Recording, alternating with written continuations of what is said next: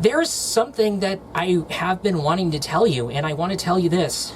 I am so sorry that it's going to go the way that it's going to go. It's going to be very complicated. You won't understand, and you won't understand this. However, we can only think of the past. And with that totally said, here's how things are going to work.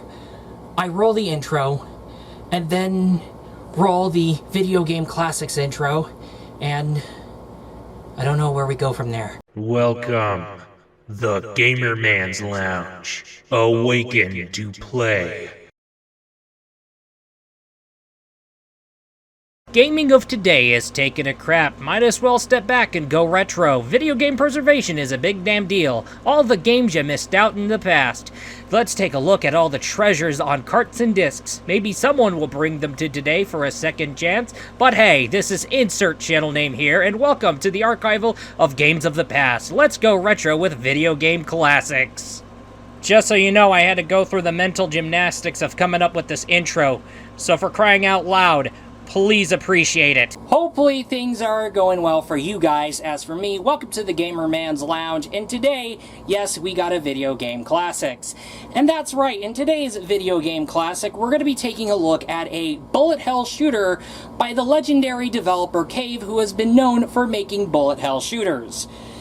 We have previously reviewed Espgaluda 2, there's Dodon Poch, there's Mushihime-sama, there's their other catalog. They have been known for more than the games that I just made, but hey, it is the way that it is. It's Cave, and today we're going to be taking a look at a Cave game that has been released in the PlayStation 3 and 360 era. And of course, we're going to be talking about Akai Katana. Akai Katana is a game made by Cave, and Cave is known for their bullet hell shooters. And this gem released in the 2010s during the PS3 and 360 era. This game was exclusively on the Xbox 360 after its arcade debut. However, the game made it stateside thanks to Rising Star Games. However, the 360 version is sadly not known to be forwards compatible. However, City Connection fixed that and ensured the game was released multi-platform on PC via Steam, Xbox One, PlayStation 4, and Nintendo Switch. Thanks to City Connection, access is retained when it comes to the vanilla Akai Katana. The arranged Akai Katana Shin, which was the star of the home release, and Zetsu Akai Katana being some form of rebalance of the arcade version. But what is the story of Akai Katana? Well, basically, you take the role of a member of a rebel army who is fed up with all the tomfoolery, such as human beings being sacrificed into swords. Wait a minute. You're going up against an empire gone haywire. Okay, hold on. We are talking about dealing with a war. Okay, here we go. Each pilot will come equipped with a spirit belonging to a sacrificed soul. Hold on. You flip-flop between the pilot and the spirit. Hold on a minute. Here at the lounge, we previously looked at Espgaluda 2. Well, that said, first off, aw shit, now here we go again. Also, Akai Katana's storyline is so much darker. Actually, as a matter of fact, the game looked at Espgaluda 2 and said, hold my beer. Oh yeah. Lore aside, what about the gameplay? This game will bury you in a sea of bullets. Of course, it's going to bury you in a sea of bullets. Actually, seas of bullets. That's right.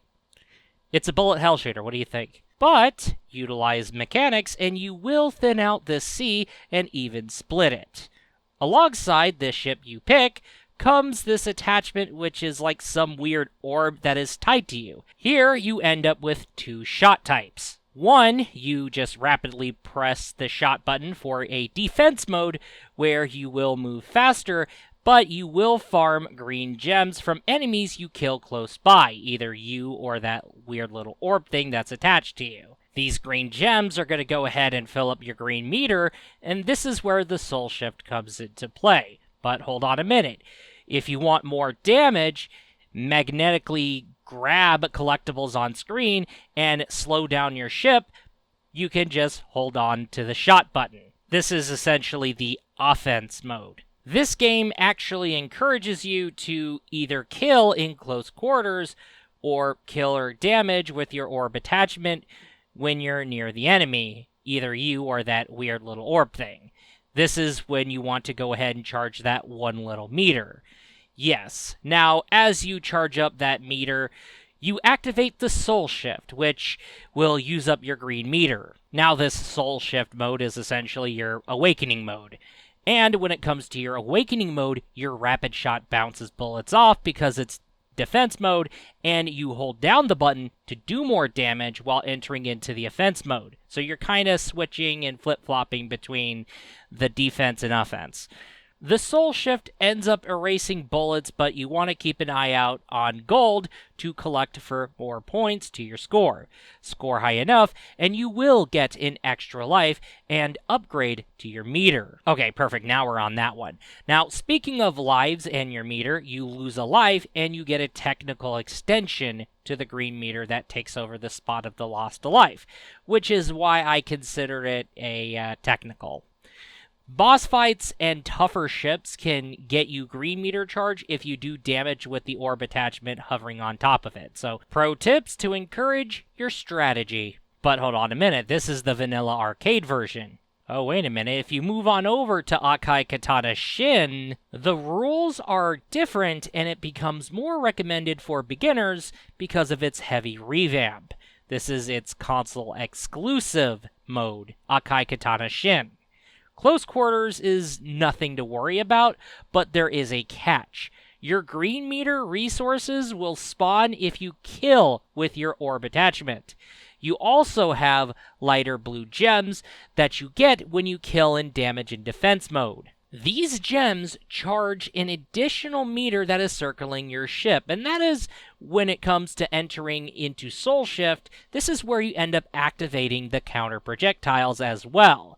Okay, so you enter offense mode to consume enemy bullets to farm katana-like projectiles, which you aim then fire by exiting Soul Shift.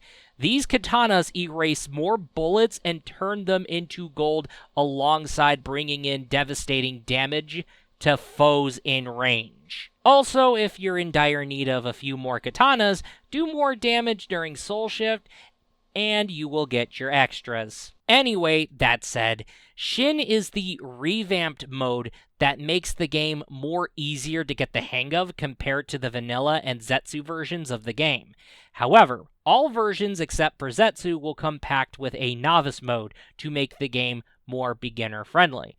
Now, talking, of course, about the modern console versions. Getting right on going, you will be dodging bullets of variety and lasers that just don't instantly take a life, but will chip at your health. Also, nobody said it would be easy. Expect tough roads ahead. The game's mechanics in each version especially takes getting used to. It takes a whole lot of practicing from left and right if you just want to get the hang of each version included in the console package. Expect punishment, but you will feel rewarded when you conquer. Expect to die a lot. With Vanilla and Zetsu's reliance on close quarters, or Shin's countering system, Akai Katana altogether seems like to be at first working with Cave's own MATLAB moment. But when you later jot down the mechanics and scoring, you will have a blast aiming for the highest score or a 1-credit clear run. To call Akai Katana for more intermediate players would be debatable. Not saying for expert players, that spot goes to the Dodonpachi series, and I will say Akai Katana is a tough as hell to learn and master at times. The designs and presentation of Akai Katana is as stellar as traditional Cave games. The level designs and environments are really insanely detailed, to say the least. No surprise since Cave ended up learning a lot since Dodonpachi Blissful Death era. But when it comes to the upbeat rock and roll soundtrack of the game, it is really fitting with its theme. The ship and character designs are really appealing, and the game does slow down, but it's actually intentional, as you will call this a blessing. You are dodging lots of bullets covering up the screen. Now, the SFX and particles are really visible and makes you easily distinguish either you're shooting at the enemy or the enemy's shooting things at you, okay? There is a dot on the center of your ship that is intentionally there. It shows off your hitbox. Since you will be paying attention to your ship most of the time, trust me, you really want to. I have no gripes or any nitpicks with the design at all. Great and fitting with the theme, so great presentation. Akai Katana is a whole different beast when it comes to bullet hell shooters. If we are to talk about Cave's portfolio, then that statement is a no-shit Sherlock kind of statement. Akai Katana is a bit tough to learn, but definitely tough to master. Espgaluda 2, which was previously looked at in the lounge, had an easier learning curve, but gets tougher when you get into the scoring and ascension mechanics. At least we didn't have to deal with the game first releasing on iPhones. I am actually baffled that Akai Katana is not forwards compatible, but at least City Connection stepped in. That said, I would recommend this game. You will have a good time from learning to mastering. Remember, this is a game made by Cave. Cave barely misses or barely to never fall off when it comes to their 2D shooter catalog. Don't you love it when you have to go through the mighty seas of bullets? It's actually soothing and it's actually relaxing when you get the hang and dodge bullets after bullets. No? It's stressful? Okay, yeah, I know. But no, seriously, Cave games are really much of a big deal when it comes to the bullet hell genre, and yeah, good times were had when it came to Akai Katana. However, I'm glad City Connection fixed the situation of Akai Katana being no longer accessible if you don't have an Xbox 360. Because the good news here is that you can access it in the platforms released today, such as Switch, PlayStation, PC via Steam, and of course Xbox. Did I already brought that up? I think I already brought that up, but it is the way that it is.